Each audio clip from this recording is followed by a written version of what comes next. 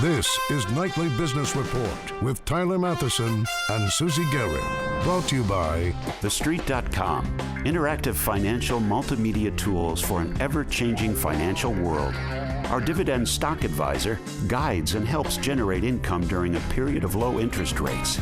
Real Money helps you think through ideas for investing and trading stocks. Action Alerts Plus is a charitable trust portfolio that provides trade-by-trade strategies. Online, mobile, social media. We are TheStreet.com. Company at a crossroads, what Microsoft has to do to compete in a world dominated by tablets. A secret meeting in a parking lot, an envelope that reportedly contained thousands in cash. We have the details of two friends at the center of an alleged insider trading scandal. And the future of your money. Is there really a need for your corner bank branch? And all that and more coming up on Nightly Business Report for Thursday, April 11th. Good evening, everyone. Tyler, I don't know if you're keeping score, but stocks are really on a roll. Here we go again. We'll just keep reading the same story. Stop me if you've heard this one before, folks, but more records were broken on Wall Street today as stocks did edge higher, pushing the Dow and the S&P 500 to fresh all-time closing highs yet again. That comes after first-time jobless claims tumbled by 42,000 last week. Investors also noted that a few retailers, notably Costco and L Brands, the former Limited, scored nice sales gains in March in an otherwise lackluster month. Today, the blue chip Dow index rose 63 points to close at 14,865. The Nasdaq was up 3, ending at another 12-year high for that one, and the S&P 500 added 5 to finish at 1593. One-third of the Dow 30 reached all-time highs during the session, including Disney, Home Depot, 3M, and Procter & Gamble. But not every company saw gains today. The biggest decliners in the Dow were all big tech names. Hewlett-Packard shares fell 6.5%. Chipmaker Intel off nearly 2%. And Microsoft tumbled about 5%. And here's why. New data showing a sharp decline in personal computer sales in the first 3 months of the year. And that, along with two analyst downgrades on Microsoft, is hitting the software giant especially hard. John Ford has more on Microsoft and what's next for the one-time darling of Wall Street. For the PC business, the outlook just went from bad to really, really bad. No one expected a strong start to the year for computer sales. Things always slow down for HP, Dell, and Apple after the holiday season. But these days, they also have to contend with smartphones and tablets stealing away customers' attention and dollars. So analysts were expecting PC units to be down less than 8% from the first quarter of last year. Yesterday, research firm IDC dropped this bombshell. PC shipments are down about 14%. It's been kind of 1,000 cuts, every month, PC demand is falling a little worse. And so I think ultimately you say, wow, this upgrade cycle, it's still coming. The story is similar. And stocks of companies that rely on PCs are feeling the pain, as consumers seem to be spending more on affordable touch devices, and they're unimpressed by efforts like Microsoft's Surface tablet and Windows 8, which try to blend a tablet's touch interface with some of a traditional PC's software. I think Windows 8 is not enough on its own because, it's got tablet capabilities and it's got notebook capabilities. And the tablet capabilities kind of get in the way if you just want it for a notebook. And I think if you want a tablet, you buy an iPad. Sherland was one of the analysts who downgraded Microsoft today. Microsoft is pushing ahead into the tablet market amid reports that the company is working on a smaller, more affordable tablet to compete head-on with the iPad mini. What's next? Intel's working hard to lower the price of touch PCs, which it hopes will lure customers. But these latest numbers suggest that shaving $100 or so off the price might not be enough to stem the tide, especially not with tablets and smartphones coming out this year from Apple, Samsung, and others. For Nightly Business Report, I'm John Fort. And joining us now to talk more about the future of Microsoft and the PC industry in general is Lance Ulanoff, editor-in-chief of Mashable, a tech website. Mr. Ulanoff, welcome. Good to see you. Thanks, It's hard to figure out where to begin with Microsoft, but it feels like a company that really just needs a hit and can't find one. They say Windows 7 is going to be it, Windows 8 is going to be it, the Surface tablets is going to be it, but it never seems to happen. Well, let's start by saying that everybody's kind of like blaming Windows 8 for this, and obviously there's so many other factors at play. There are the changing habits of the consumer who are holding on to the hardware they have, the desktops and laptops, and are instead buying tablets. But there are also other factors like HP and Dell, like going through all sorts of issues, company issues, and they're not really targeting the consumer the way they did previously. It is a changing world, but it's not all on the back of Windows 8.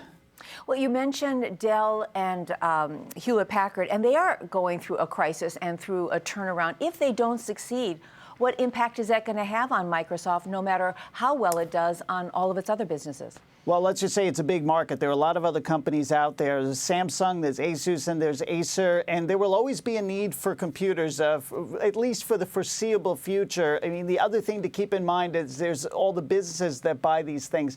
When a new operating system comes out like Windows 8, no one jumps to buy it. I mean, they just don't, because for so many reasons. Consumers are not upgrading as fast. They don't need to. They get enough power out of their computers. They spend more time with their tablets, and they're not jumping to buy it until they do eventually buy and they'll get the upgrade. Businesses forget about it. They're not doing it because it's expensive to upgrade like that. And again, what they have right now with Windows 7 is working just fine for them.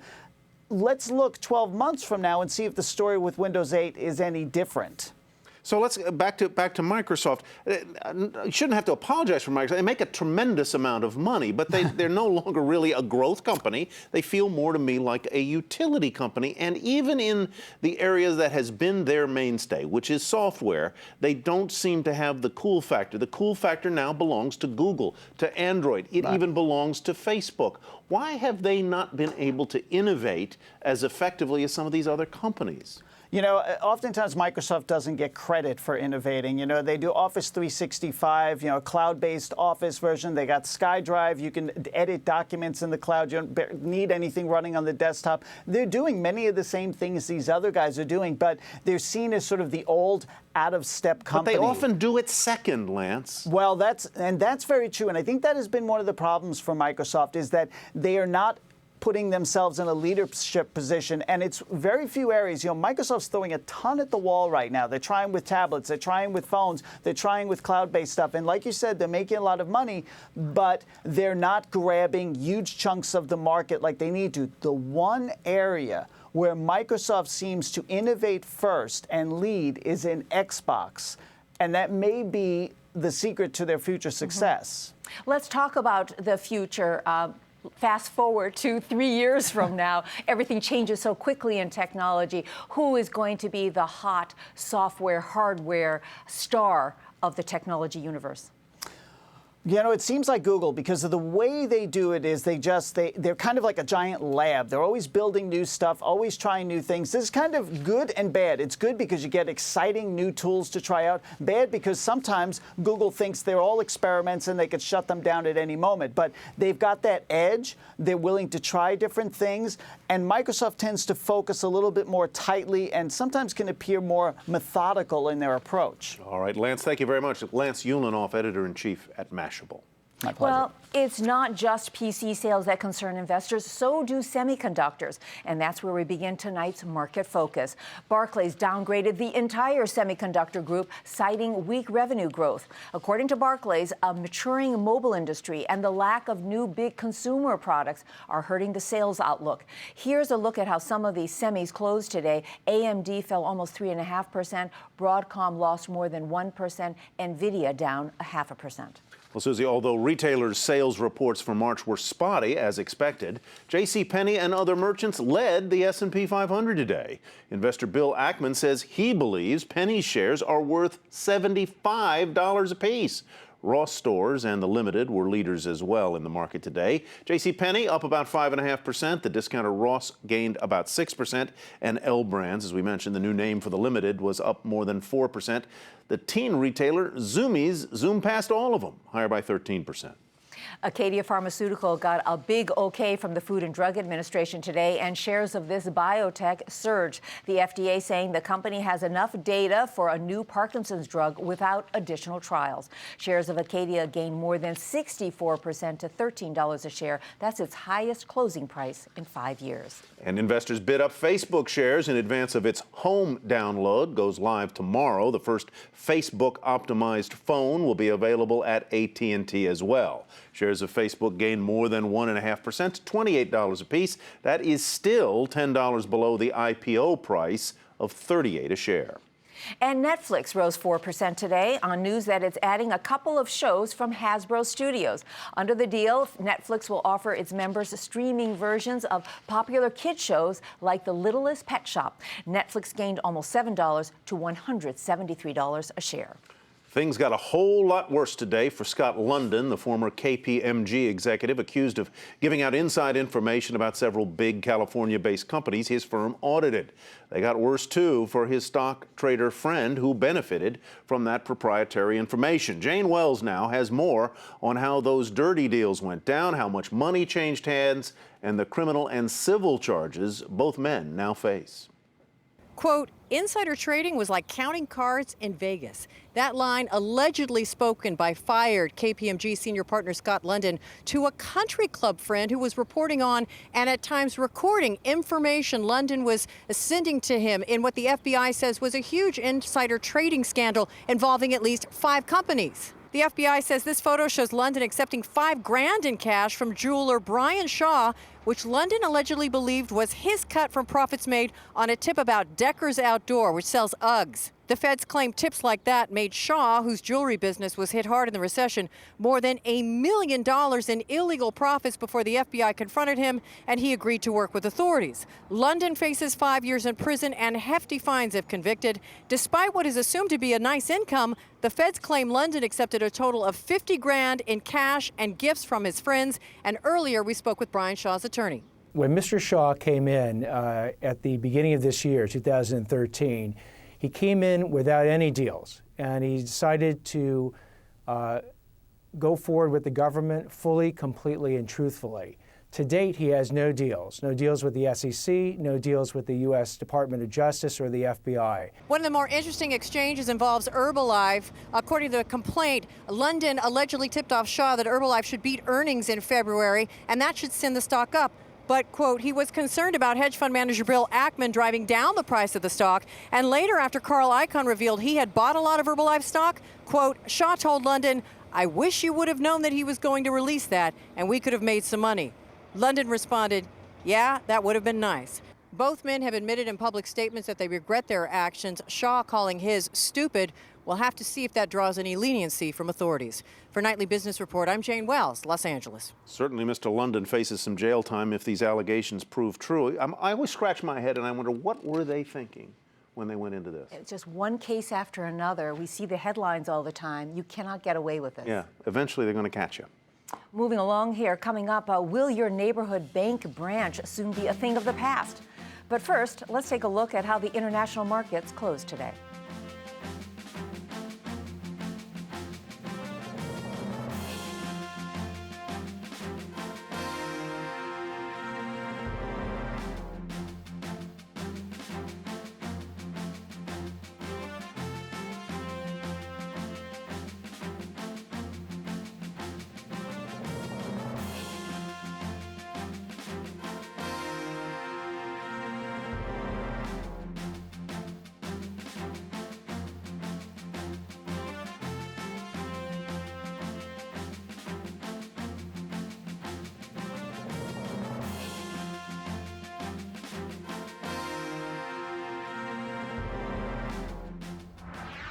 Jamie Dimon of J.P. Morgan Chase, Lloyd Blankfein from Goldman Sachs, Bank of America's Brian Moynihan, and more. President Obama hosted top executives from some of the nation's biggest banks and insurance companies at the White House today for a regular meeting of the Financial Services Forum. On the agenda, immigration reform, job creation, and cybersecurity, a growing concern for the industry.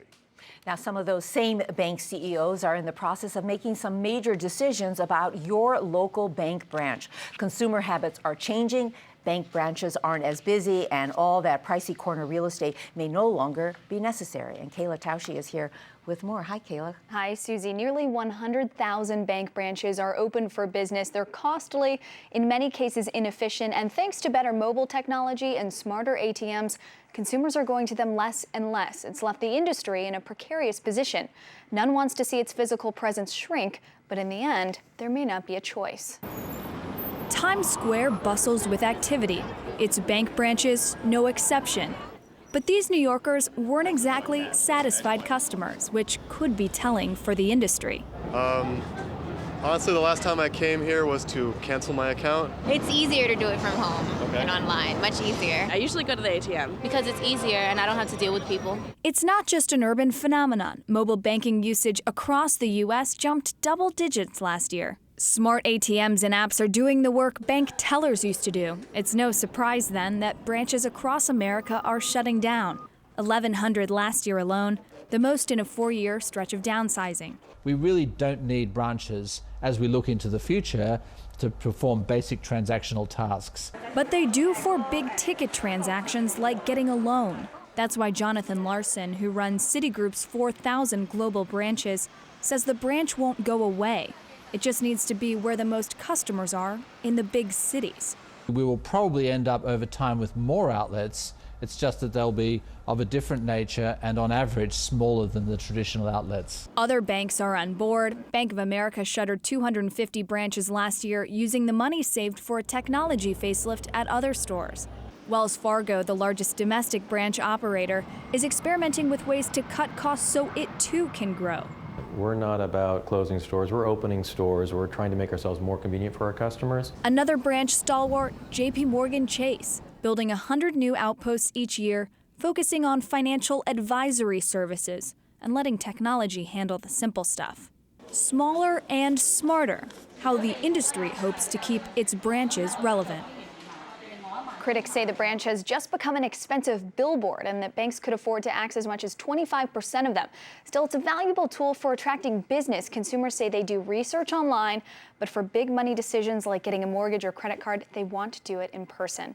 Kayla, I know you did a survey of a lot of consumers to see how they feel about their bank branch and whether they would have an account at a bank if it didn't have a branch. I know how I would answer that, but I want to know what the people who responded said. We're not in that situation now, but it looks like down the road that's where the industry could go. We polled about 1,000 respondents. 60% said they would not consider banking with a firm that had no physical presence where they could go if they needed to troubleshoot or had to have a problem.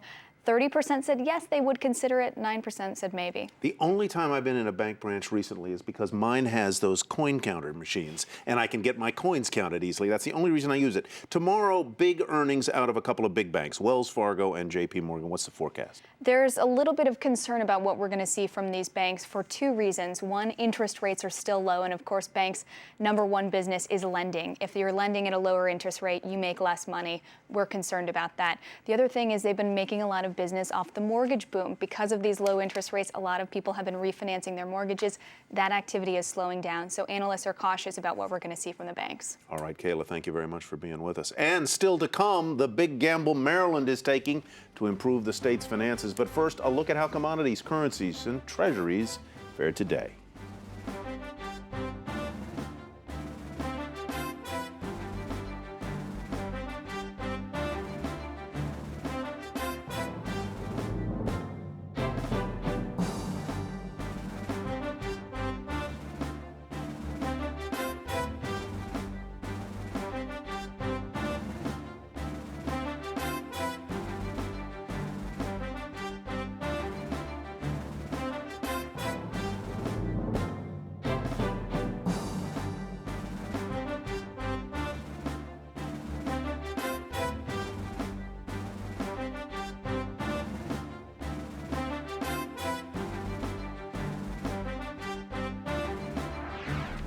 Hundreds of good-paying jobs, millions in tax revenue for cities and states, and the chance for people to win big. It's no wonder more states are building and opening new casinos or allowing existing ones to add higher stakes live table games like the one outside Baltimore did earlier today. So will Maryland's big gamble pay off? Eamon Javers has our report.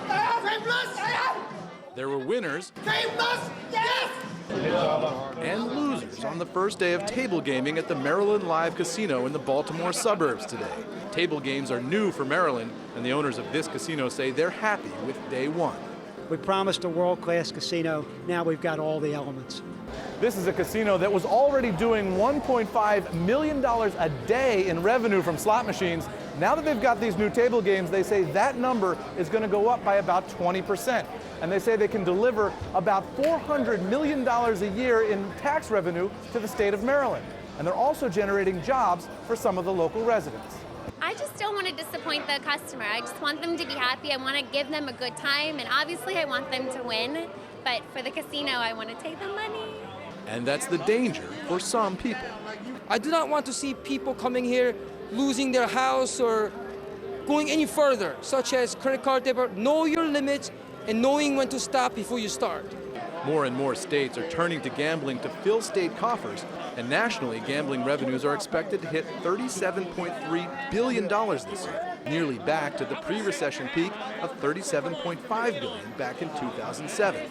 Now the question is how much more room there is to grow. Casinos are not 7-Elevens, and they're not McDonald's, and there'll reach a point, and some people think in certain areas in the East, we've reached it already, of oversaturation. But not yet. Already by lunchtime, this casino had generated two big winners. One person won $20,000, and another one a whopping $64,000. For Nightly Business Report, I'm Eamon Javers.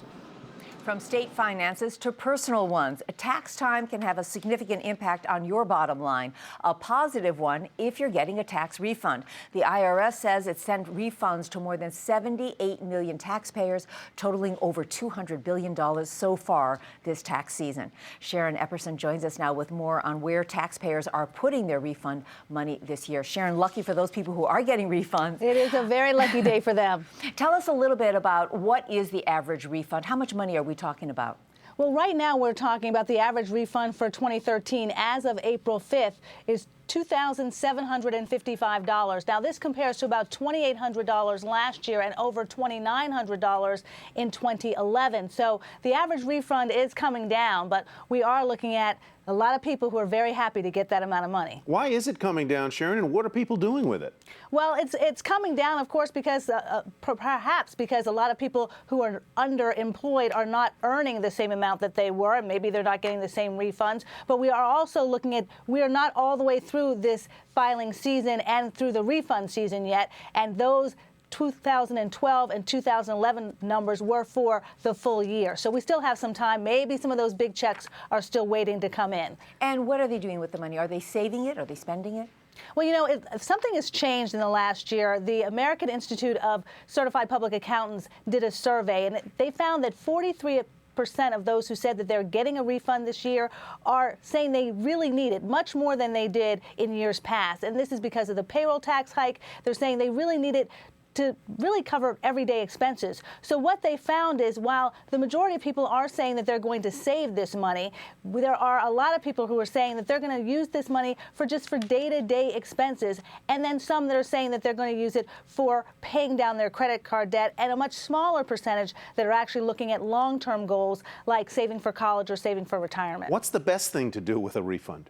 Well, the best thing to do is prioritize, Tyler. Like we always talk about, you really need to really set out your financial goals. That's Financial Planning 101, and really start to figure out what you need the money for. Basic expenses, of course, you have to make sure that those are covered. And then you also want to make sure you have an emergency fund. So many people forget about that key part of their financial plan. And then also paying down debt. Those are the three areas where really people focus on, and when they have money left over, then they can decide what they want to do with it. Well, speaking of that, so let's say that you pay down your debt and you put money in the emergency fund, you did all your expenses.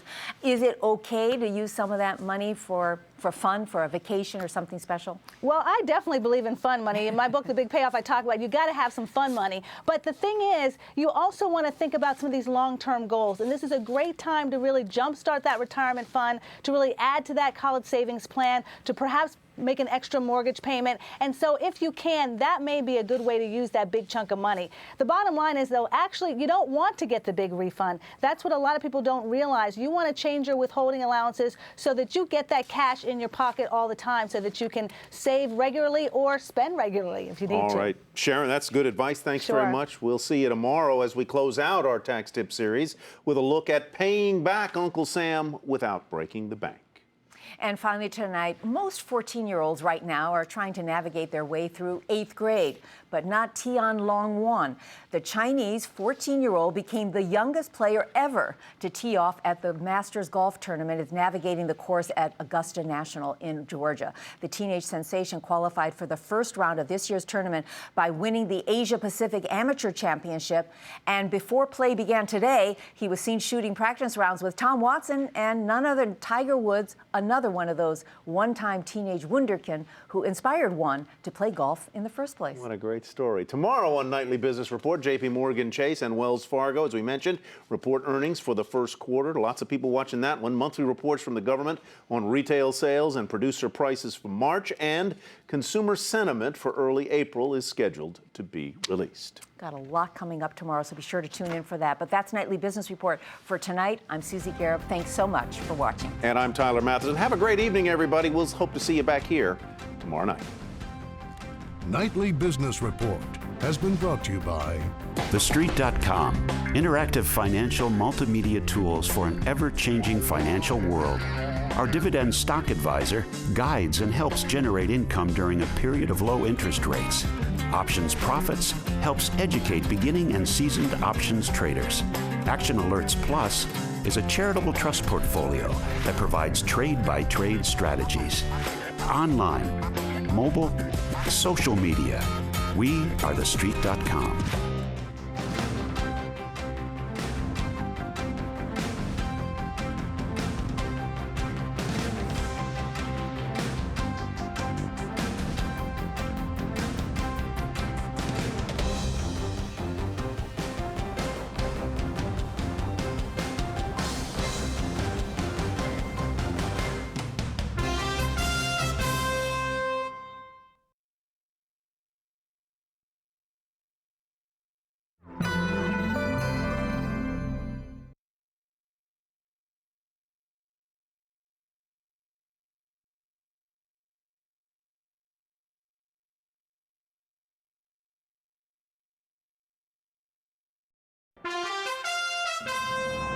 I'm Susie Garib with a Nightly Business Report news brief.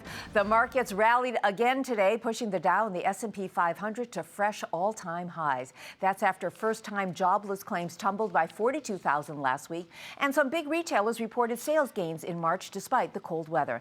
The Dow rose 63 points to 14,865. The Nasdaq up 3, and the S&P added 5 points. One Dow stock that didn't see gains today, Microsoft. Shares fell 5% after data showed a sharp drop in personal computer sales in the first 3 months of the year, and the company was downgraded by 2 Wall Street analysts. And President Obama hosted CEOs from some of the nation's biggest banks at the White House today to discuss jobs, immigration, and cybersecurity. Be sure to tune into Nightly Business Report right here on your public television station.